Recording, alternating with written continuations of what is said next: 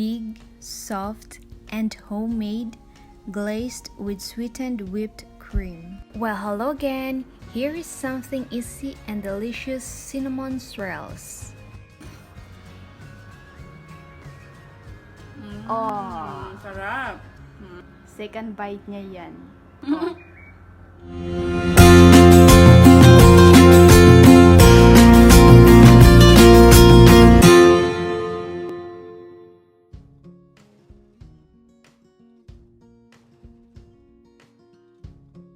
Para sa ating dough, ito yung ating mga kakailanganing ingredients sa paggawa ng cinnamon dough.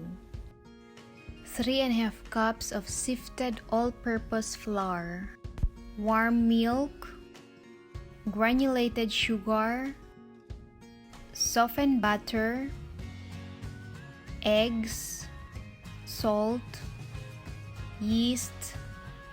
Instant yeast ang kailangan natin dito, guys.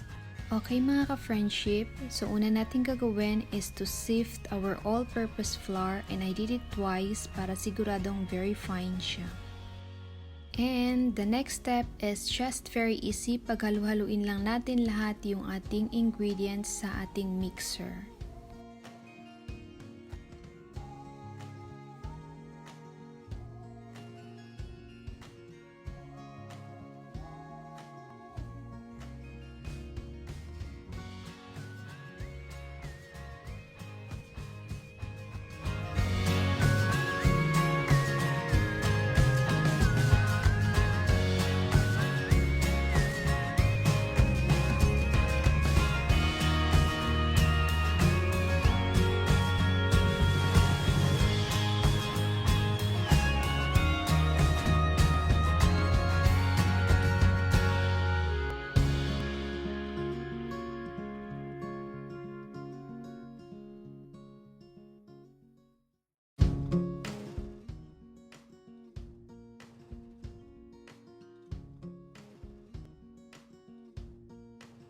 Now guys, na-incorporate na natin lahat yung ating ingredients. So, this time, magpapalit tayo ng ating attachment. Ipapalit natin yung ating dough tool para ma-knead natin yung ating dough.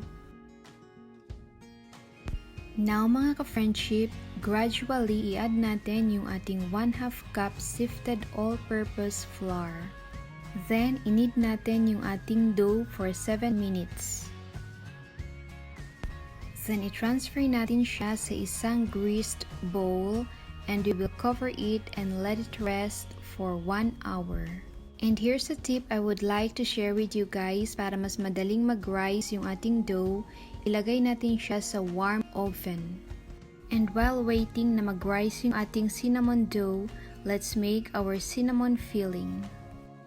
Okay, so we need 1 cup brown sugar, 1 cup softened butter, 2 tablespoons of ground cinnamon, and whipping cream. Ito yung i-pour natin over the cinnamon rolls after slicing.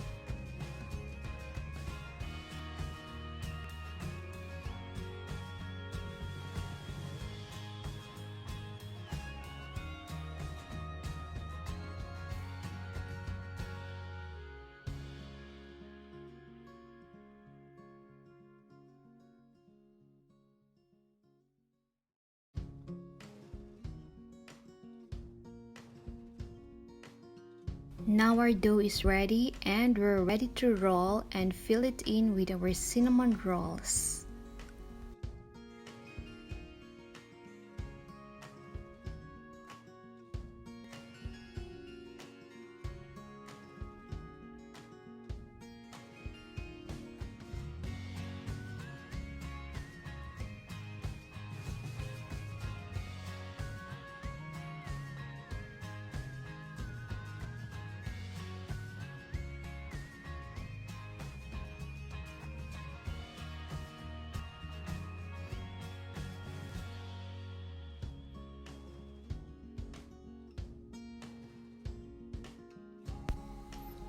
Look at that guys, it looks beautiful.